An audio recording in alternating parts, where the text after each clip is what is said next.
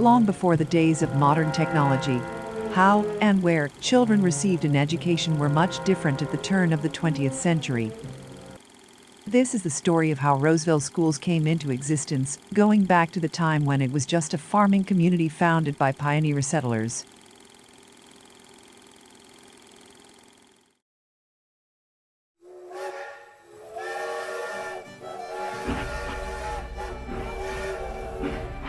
Prior to 1865, Roseville had no school of its own. According to archived school records, classes were being held in a barn located on Dudley Ranch.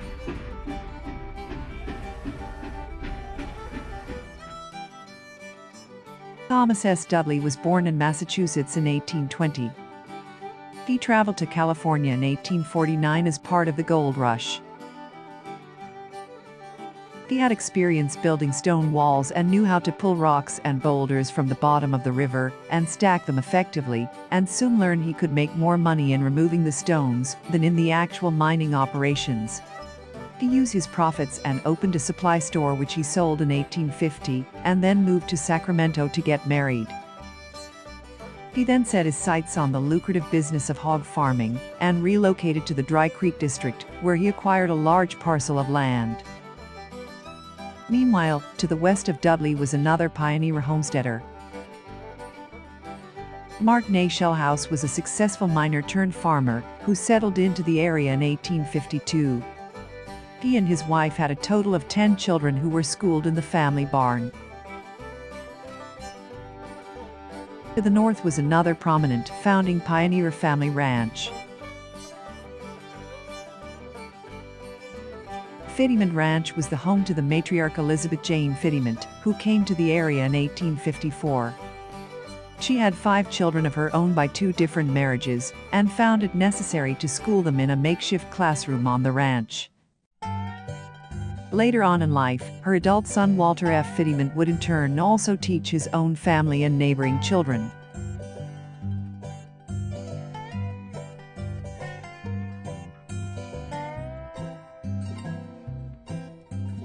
By 1861, Thomas Dudley had 5 children of his own, and in August of that year, he and Martin Shellhouse successfully petitioned the county board to establish the area's first school district. Realizing that a structured learning environment was needed, Thomas Dudley offered up his barn to serve the area's 53 students. And Martin Shellhouse's younger brother, E.J. Shellhouse, served as the school's first teacher.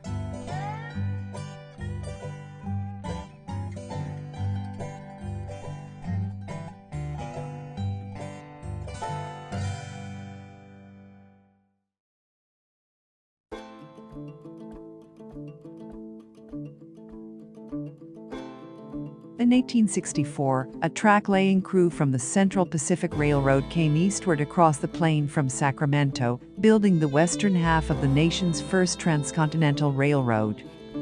When they crossed the California Central Railroad line that linked the young towns of Lincoln and Folsom, they gave the spot the imaginative name of Junction, which would soon turn into the railroad town named Roseville. By 1869, a growing demand called for a new school district to be formed. And, in July of 1872, an election was held for citizens to vote on a schoolhouse to be built and funded by taxes. The initiative passed, and Pioneer School was built that year. Samuel J. Pullen and his wife Alice Cross were appointed as the school's first teachers.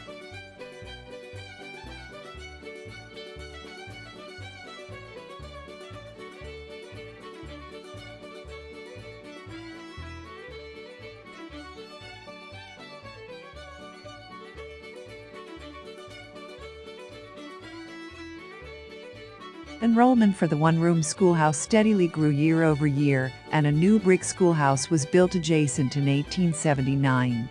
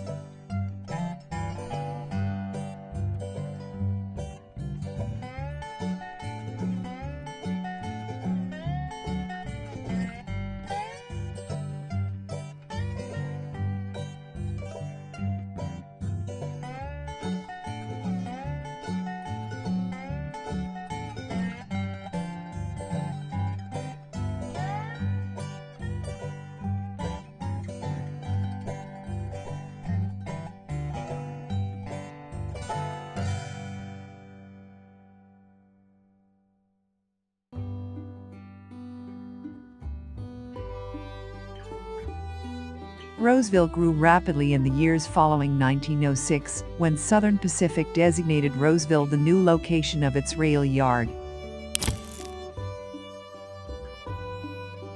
A vote was held, and on April 10, 1909, the town of Roseville was officially incorporated, with William Sawtell elected as its first mayor and its first city council members.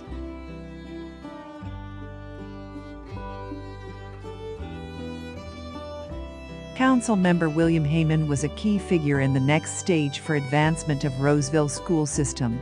He would hear the case for overcrowding of the pioneer school and advocate for the building of new schools to meet the demands of the growing school-age population. He negotiated for the construction of 2 new schools, one on each side of the railroad tracks, so children would not need to cross. Both schools would be exactly identical in design, each with 4 rooms and a basement, costing $7,500 each to construct.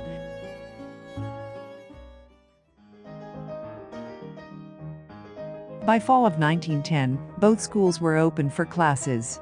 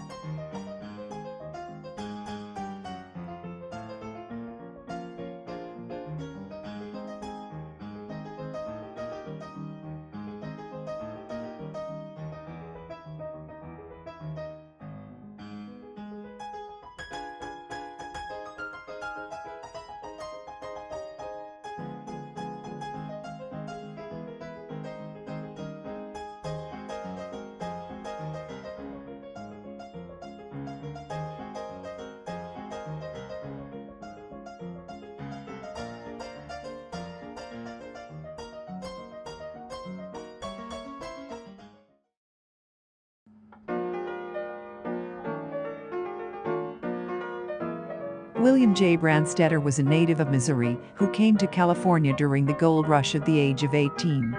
He relocated to Roseville in 1870 and built the Golden Eagle Saloon and Lodging House. Branstetter would go on to build Branstetter Store and establish himself as one of the town's top merchants. However, economic downturn and opportunities elsewhere prompted him to sell off his businesses, and he left the area in 1893. The Golden Eagle Saloon would eventually be acquired by Southern Pacific Railroad and converted to worker housing.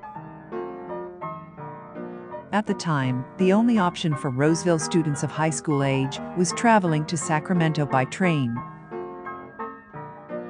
The goal of establishing a high school in Roseville was taken up by the Women's Improvement Club in 1911. Led by club president Cora Woodbridge, she would work with E.C. Bedell to get the issue up for a vote. And, in 1912, Roseville High School was established. The high school would meet in the Southern Pacific Hotel that was formerly the Golden Eagle Saloon. Classes would be held there until a high school could be built.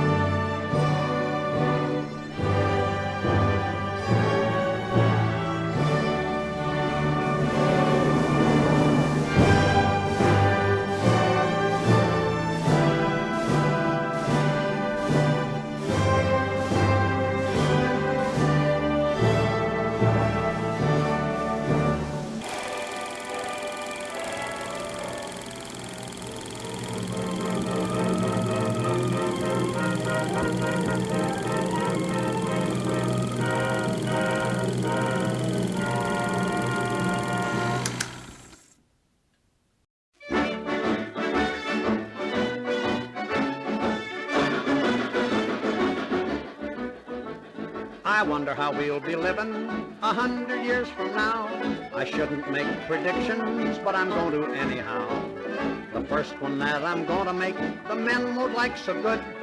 Neither do we like castor oil, but we take it when we should. Now I predict that women will run the world at last, for the men have certainly messed it up and it's getting no better fast. Maybe they'll take atomic bombs and find a way to stop them. For all we need is one more war and there'll be no one to drop 'em. I predict that radio will have a different trend, and television still will be just around the bend. They'll have to get some new ideas for selling